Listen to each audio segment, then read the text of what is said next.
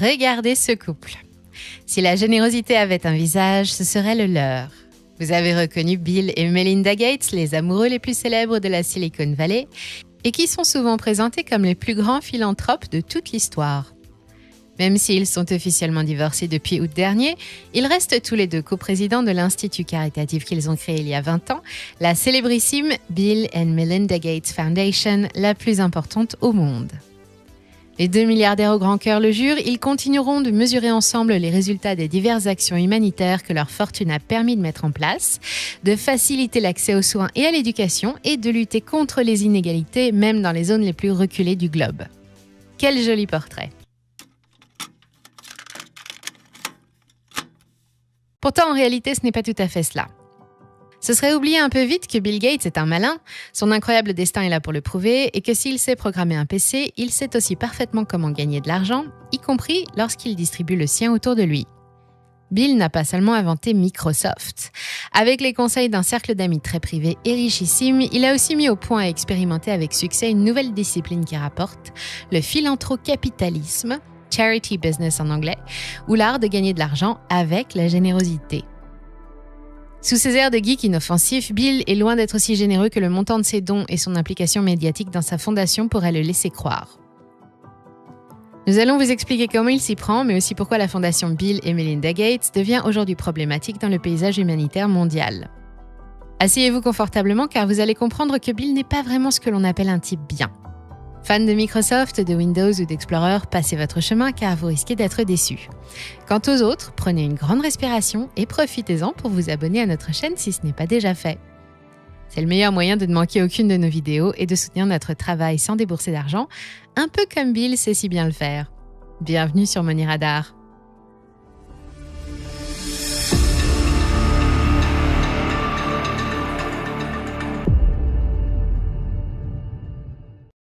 William Henry Gates, de son vrai nom, est un personnage très ambivalent.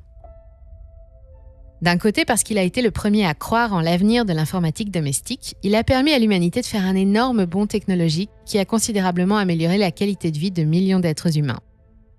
De l'autre, il ne comprend pas pourquoi il est fréquemment accusé de réparer avec sa fondation des dégâts qu'il a lui-même causés via son entreprise Microsoft ou au travers de ses partenaires, de ses utilisateurs ou encore de sa fondation.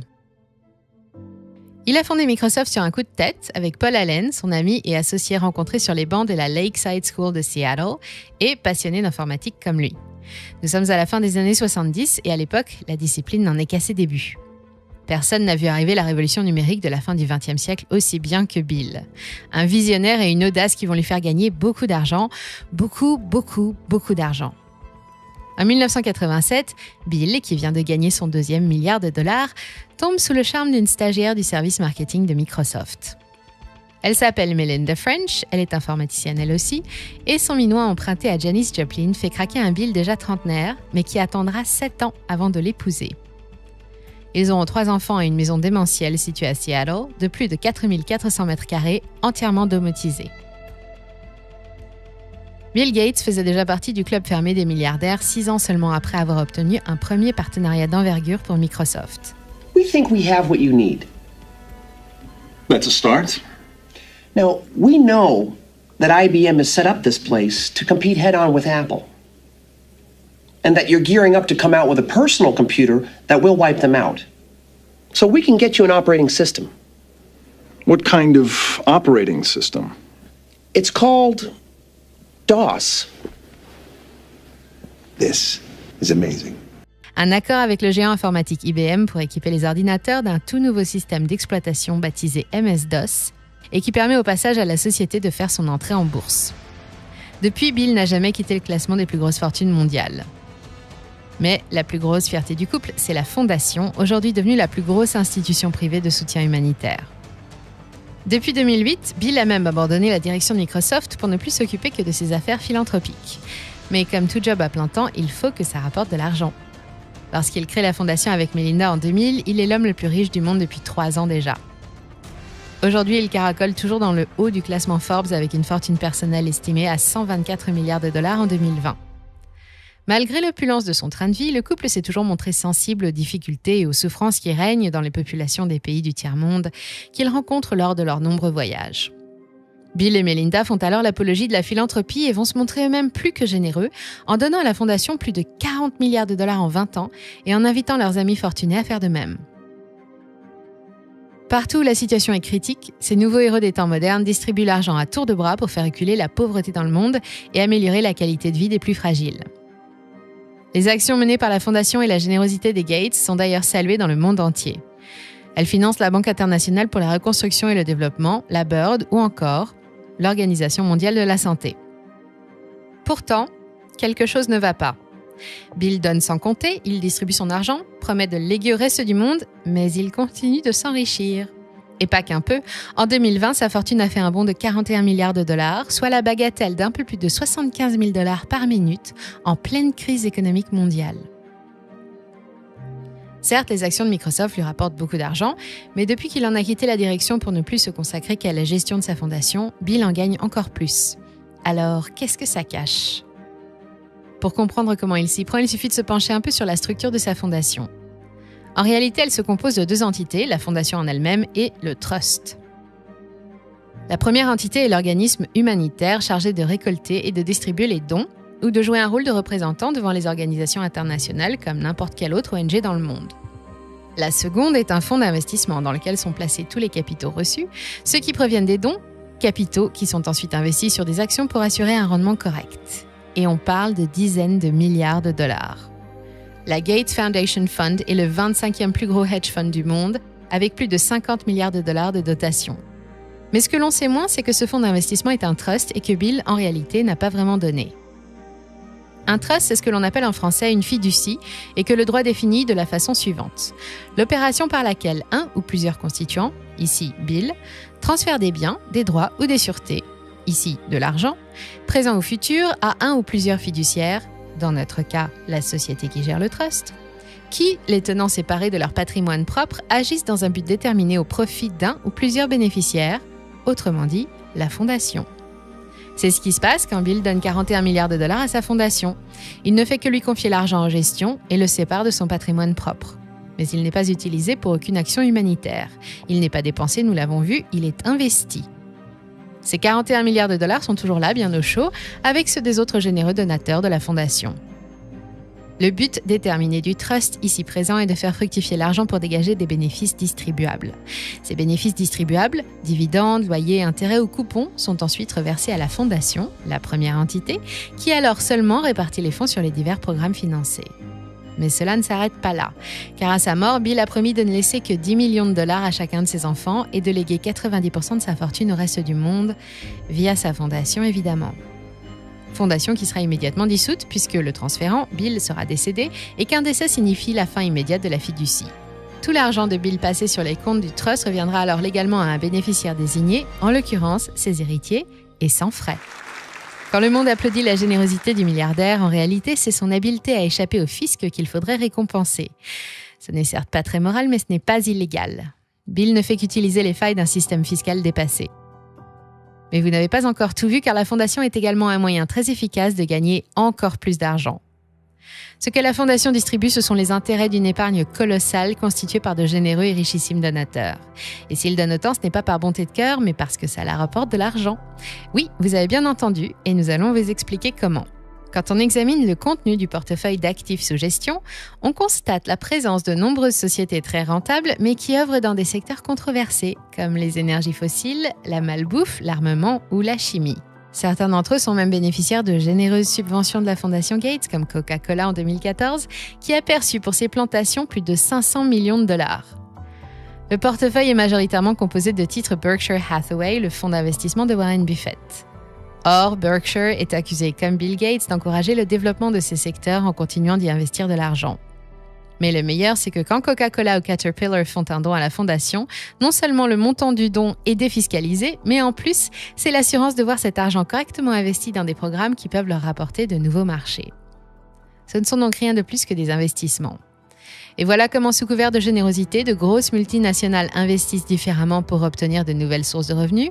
Et ça, c'est grâce au philanthrocapitalisme ou l'art de faire des affaires avec l'humanitaire en lui appliquant des principes libéraux. Dans la pratique, cela se traduit par une sélection rigoureuse des projets soutenus par la Fondation Gates. Ceux-ci doivent visiblement permettre d'améliorer les conditions de vie de populations en détresse, notamment en termes de santé ou de sécurité alimentaire, mais ils doivent également être source de bénéfices commerciaux. Voici 2 exemples de projets, à première vue au caractère humanitaire développé, mais aussi plus que rentable, mis en place grâce au soutien de la Fondation pour chacun de ces secteurs. La santé d'abord, avec les laboratoires GlaxoSmithKline. En 2015, la Fondation soutient un programme de lutte contre le paludisme en Afrique et en Asie, la Malaria Vaccine Initiative.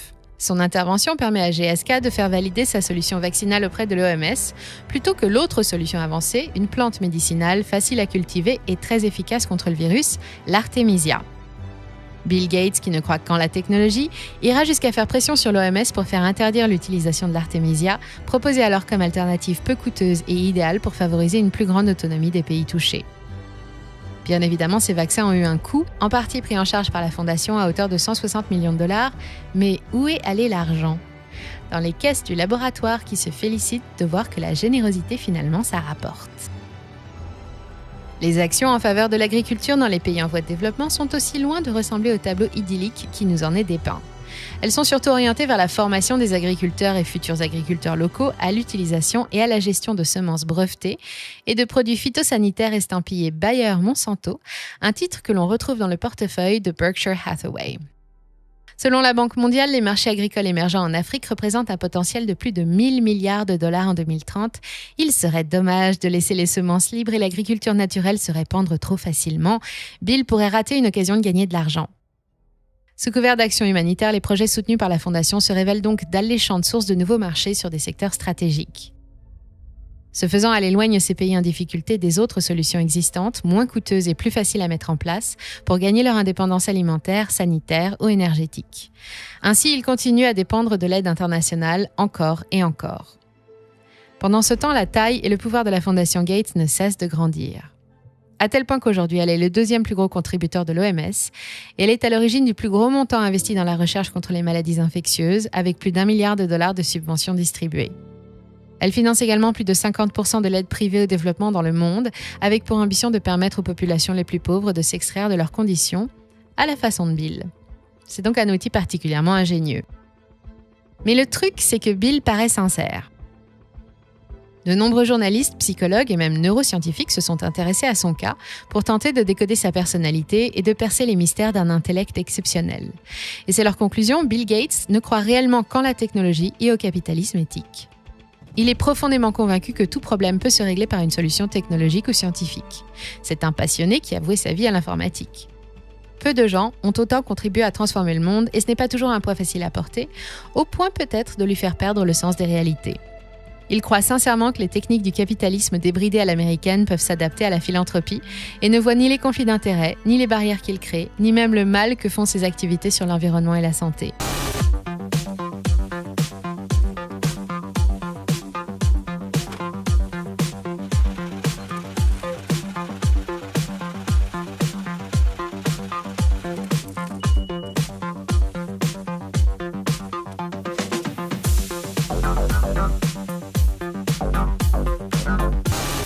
Génial, certes oui, Bill l'est indiscutablement, même s'il n'a pas inventé MS-DOS. Généreux, nous l'avons vu, il ne l'est pas tant que ça, mais le fait qu'il soit génial lui permet de l'être. Consciencieux, encore moins.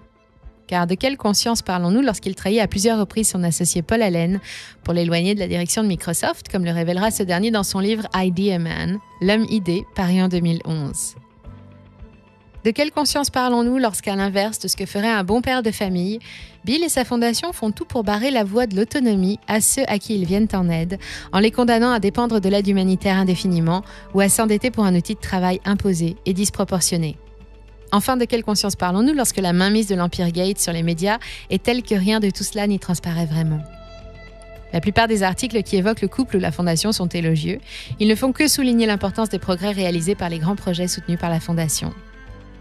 Netflix va même prochainement sortir une série en 3 épisodes sur la vie du nerd le plus célèbre d'Amérique, intitulée « Dans le cerveau de Bill Gates ».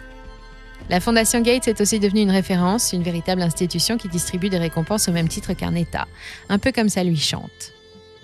Le dernier heureux élu, c'est le Premier ministre indien, Narendra Modi, pour l'action sanitaire qu'il a lancée contre le manque d'hygiène dans le pays. Cette histoire est intéressante et représentative d'une vision erronée de la réalité du monde. Depuis des décennies, l'Inde est confrontée au manque cruel de toilettes et aux conséquences sanitaires que cela entraîne. Pour lutter contre ce fléau, un vaste plan de déploiement d'équipements sanitaires a été lancé dans tout le pays en 2014. 50 000 femmes ont été recrutées et formées pour participer à la construction de toilettes publiques dans toutes les provinces du pays. Mais cette campagne Inde propre, qui a été imposée partout, n'a pas été sans effet pervers. Les villages n'ont pas eu le temps ou les moyens financiers de se doter de réseaux d'égouts. Et sans les égouts, les villageois doivent prendre des risques pour vidanger eux-mêmes et manuellement les fosses septiques, bien que cela soit officiellement interdit et que cela entraîne des dizaines de morts chaque année. La plupart des locaux sont vétustes et mal conçus, ou deviennent le rendez-vous des rôdeurs et font courir aux femmes un risque supplémentaire d'agression. Bien que des voix se soient élevées en Inde et partout dans le monde, l'action a été récompensée par le couple Gates aux grandes dames des ONG et de la population. La Fondation participe aussi à tous les programmes de vaccination dans les pays défavorisés. La Malaria Vaccine Initiative avec GlaxoSmithKline dont nous avons parlé, et 300 millions de dollars versés en tout pour le financement des vaccins. Le programme Gavi est lui aussi principalement financé par les Gates. Il s'agit de rendre les vaccins utilisés contre les principales maladies infantiles accessibles aux populations pauvres pour traiter la rougeole, la coqueluche, la diphtérie ou encore le tétanos. Budget, 3 milliards de dollars. Enfin, qui finance le COVAX, le programme qui s'assure de la distribution des vaccins anti-Covid dans les pays en difficulté? Qui a payé pour ces 500 millions de doses que Joe Biden vient d'offrir à l'Inde, à Madagascar et à des pays d'Afrique comme le Ghana? Et pendant que les laboratoires vendent leurs doses avec l'argent de la Fondation, Warren Buffett et Berkshire viennent d'acheter pour 5,4 milliards de dollars d'actions pharmaceutiques.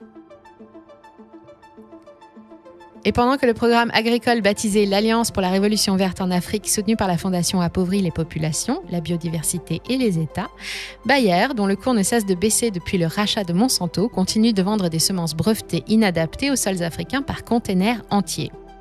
À chaque fois, la Fondation ne verse de l'argent qu'à des entités situées sur le sol américain. C'est plus rassurant que de l'envoyer directement là où il y en a besoin, et cela permet de garder un œil dessus.